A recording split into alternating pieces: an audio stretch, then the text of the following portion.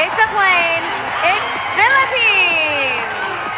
Crowned with the captain's hat, this costume is a salute to the delegate's role as an Air Force reservist. This look is representative of her country, resilient and radiant.